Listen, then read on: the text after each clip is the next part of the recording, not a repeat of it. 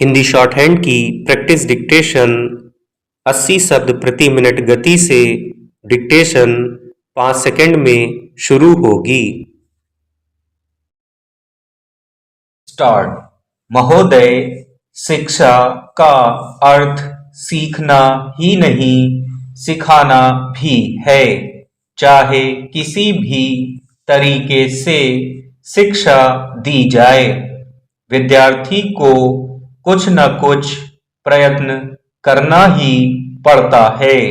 परंतु पहले पहल स्विट्जरलैंड के प्रसिद्ध शिक्षा शास्त्री पेस्तलाजी ने ही स्वशिक्षण कार्य द्वारा शिक्षण के सिद्धांत को शिक्षा प्रणाली में प्रतिष्ठित किया।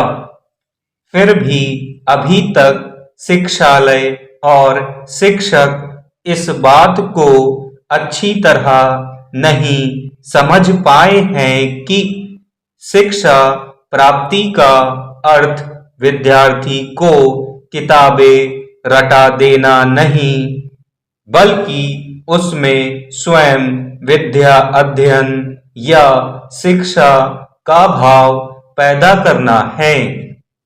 वास्तविक शिक्षा वह है जिसमें विद्यार्थी अपने से सीखने या पढ़ने का प्रयत्न करता है और शिक्षक केवल उसका पथ प्रदर्शन और सहायता प्रदान करता है। पेस्तलाजी का यही सिद्धांत था। कार्य द्वारा शिक्षा देने का यह अर्थ नहीं है कि उसमें पुस्तकों का कोई स्थान ही नहीं। कुछ बुनियादी स्कूलों के शिक्षकों को यही भ्रम हो गया है कि बुनियादी स्कूलों में किताबी पढ़ाई की कोई आवश्यकता ही नहीं और विद्यार्थियों को केवल काम करना और खेलना चाहिए। परंतु यह बात ठीक नहीं है। विद्यार्थी का पथ प्रदर्शन करना और उससे ऐसा काम कराना जो शिक्षाप्रद हो बहुत आवश्यक है। काम के 4 प्रकार हैं: क्रीड़ा, खेलकूद, शौकिया काम और वास्तविक काम। क्रीड़ा एक स्वाभाविक चीज है। प्रत्येक बच्चा क्रीड़ा करता है। बच्चे के क्रीड़ा करने के या खेलने के तरीके और साधन भी तरह तरह के होते हैं। वह लकड़ी के एक टुकड़े को घोड़ा बना सकता है या कागज के एक टुकड़े को फूल मान सकता है। कभी वह अध्यापक बनता है तो कभी सिपाही और उसको इसी में आनंद आता है। खेल कूद इससे आगे का अध्याय है। इससे बालक में शक्ति, कुशलता और फुर्ती आती है। यही इसका उद्देश्य है। यदि खेलकूद से रुपया कमाया जाए तब यह पेशा हो जाता है। तब इसे खेलकूद का नाम नहीं दिया जा सकता। शौकिया काम और वास्तविक काम, इन दोनों का एक उद्देश्य रहता है।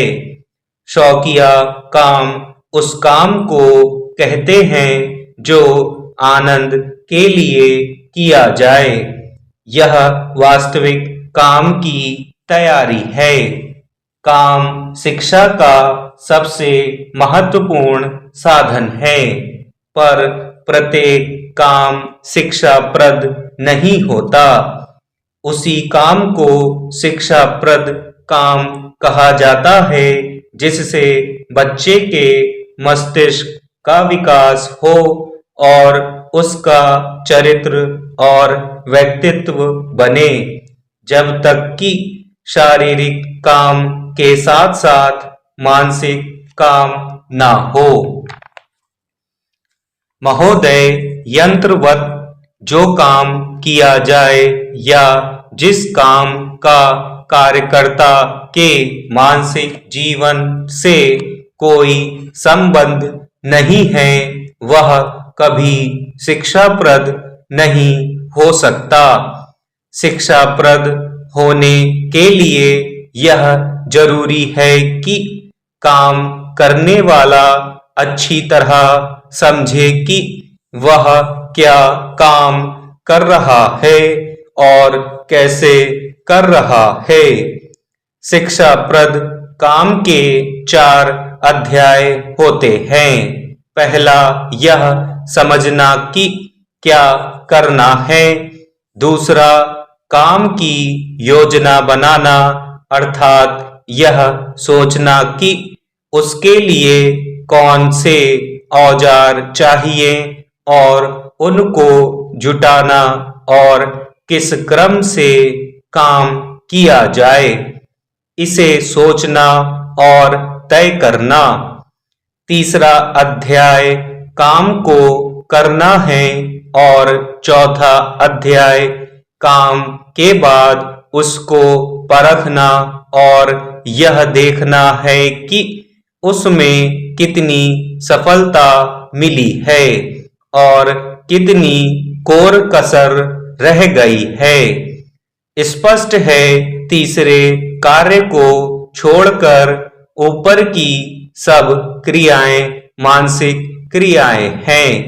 इससे स्थिति को समझने की, सोचने और योजना बनाकर उसके अनुसार काम करने की क्षमता विकसित होती है।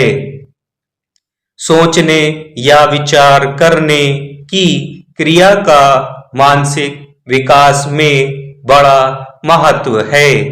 इसलिए इस बात का प्रबंध करना चाहिए कि शिक्षालयों में विद्यार्थी की सोचने या विचारने की शक्ति विकसित हो। शुरू में बच्चा तर्कयुक्त विचार नहीं कर सकता। उसमें स्वभाव से जिज्ञासा रहती है। यह सब चीजों का कारण जानना चाहता है और जो भी उसे बता दिया जाए उसको मान लेता है। यह एक प्रकार का सोचना है। दूसरे प्रकार का सोचना वह है कि जिससे गणित में संबंध पड़ता है। बच्चा शुद्ध में ठोस बातों को समझता है। ऐसे विचार जिनका कोई ठोस रूप नहीं है, उसे सरलता से समझ में नहीं आते। इसलिए ऐसी क्रियाओं और पढ़ाई की व्यवस्था होनी चाहिए जिससे उसमें क्रमशः सोचने विचारने की शक्ति उदय हो। पुराने ढंग के स्कूलों में विद्यार्थियों को अनेक विषयों का ज्ञान कराया जाता है।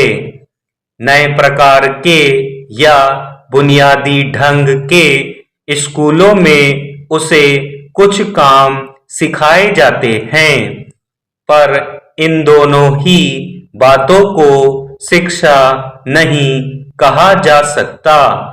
ज्ञान 2 प्रकार का होता है। एक वह जो बता दिया जाए, दूसरा वह जिससे विद्यार्थी अपने प्रयत्न से या अपने अनुभव से प्राप्त करे। इसी तरह कार्यकुशलता भी 2 प्रकार की होती है। एक दूसरे के काम को देखकर उसकी नकल उतारना, जैसे किसी चित्र को देखकर वैसा ही बनाना। स्टॉप।